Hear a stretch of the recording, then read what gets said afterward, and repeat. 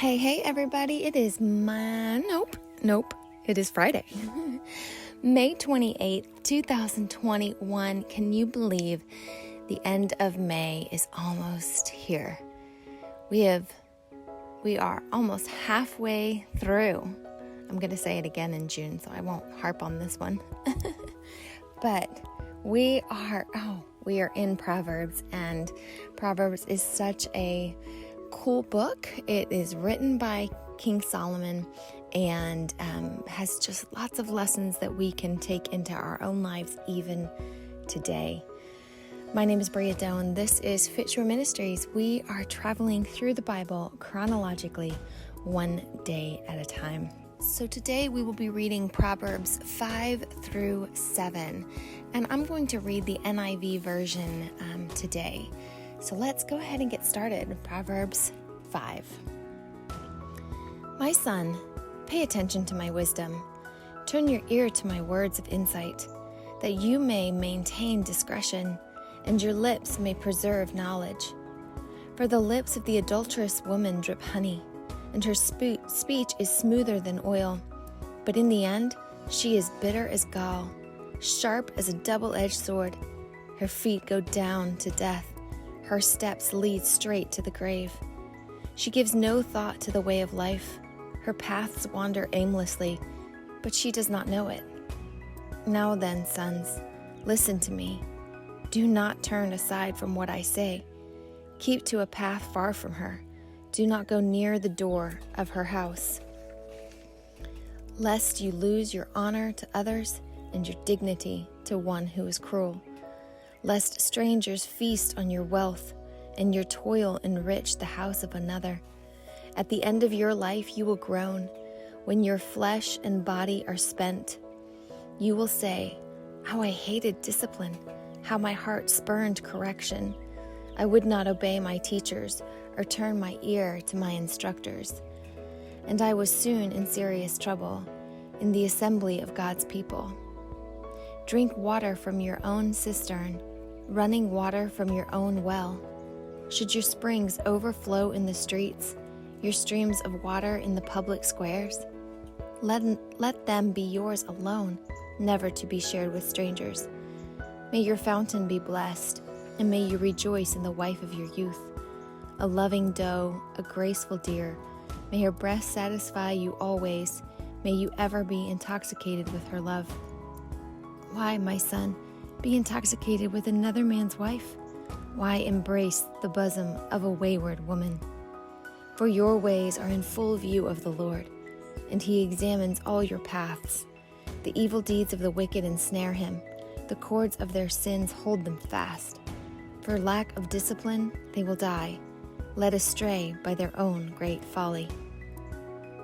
My son, if you have put up security for your neighbor, if you have shaken hands in pledge for a stranger, you have been trapped by what you said, ensnared by the words of your mouth. So do this, my son, to free yourself, since you have fallen into your neighbor's hands. Go to the point of exhaustion and give your neighbor no rest.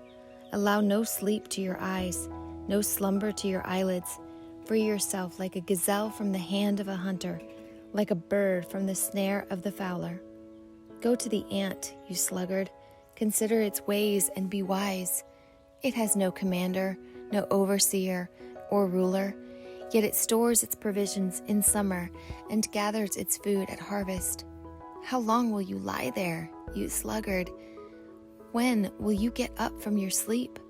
A little sleep, a little slumber, a little folding of hands to rest, and poverty will come on you like a thief, and scarcity like an armed man.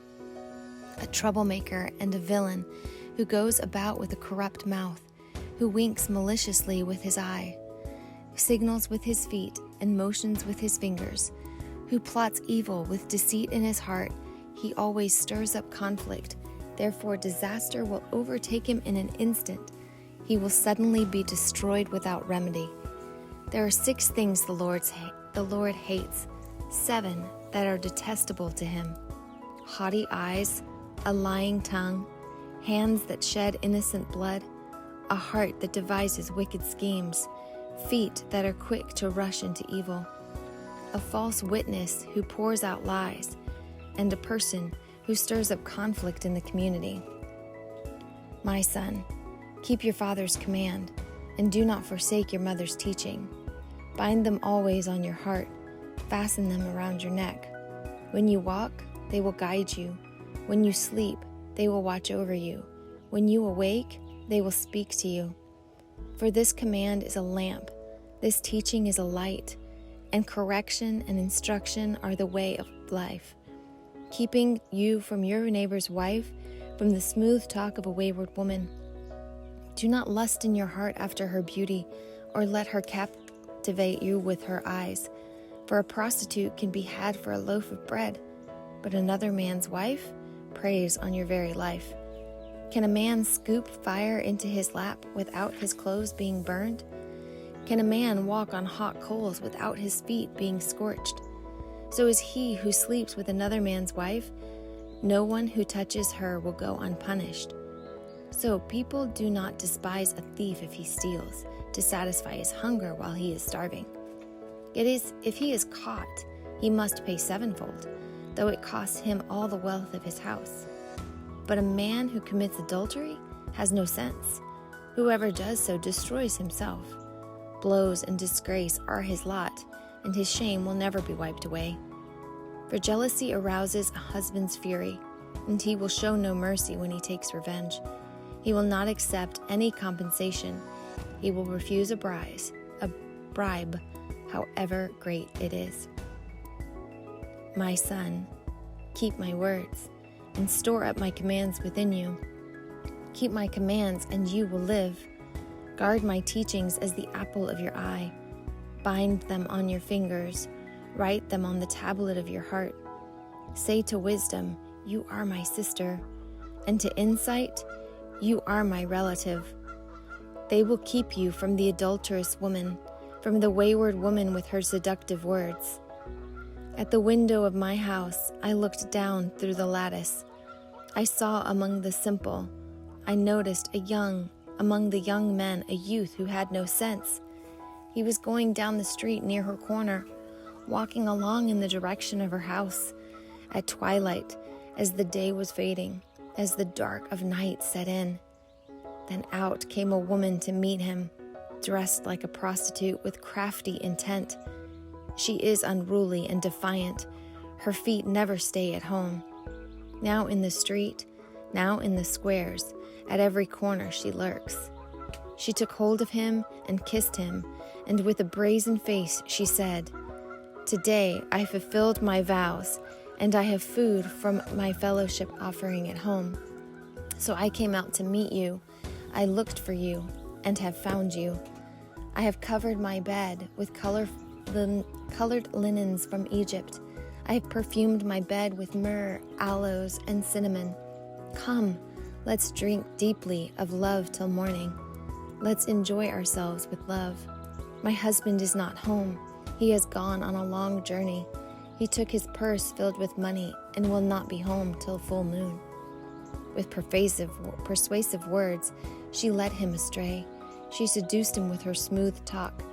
All at once he followed her, like an ox going to the slaughter, like a deer stepping into a noose, till an arrow pierces his liver, like a bird darting into a snare, little knowing it will cost him his life.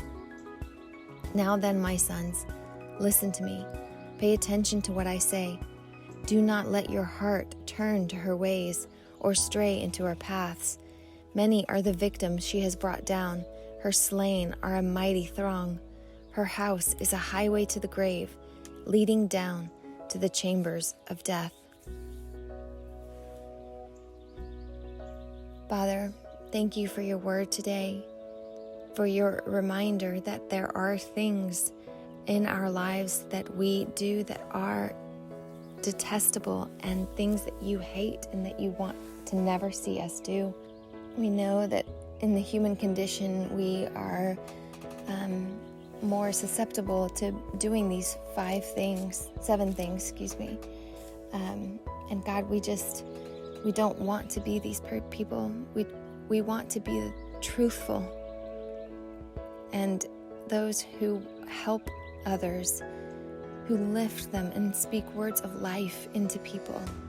God, that's who we want to be. Although our actions may not always mirror that, God, we know that if we just keep you at the helm, that you will help keep our feet straight on the path of righteousness. God, we look to you. You are a good, good God who loves us and protects us and chases after us no matter what. And we just thank you for that. We thank you for being a God who never gives up on us, a God who always sheds light on our life when we're not going in the right direction or making the better choice. God, you are our Father, and we seek to make you proud, to have a life that you can look down on and say, that is my child. Look at her, look at him following in my ways. Being obedient to me in their love and reverence for me. God, that's who we want to be today. And we just ask for your guidance, ask for your discernment in how to be that person. We thank you for another day on this lovely planet that you created. And we look forward to all that it has in store for us. Friends, I wish you a wonderful and most blessed day today. May you find beauty and peace in it somewhere. Even one glimmer is enough to grow. Until tomorrow, I'm Bria Doan. This is Fit Shore Ministries, and we'll see you right back here tomorrow. Bye, guys.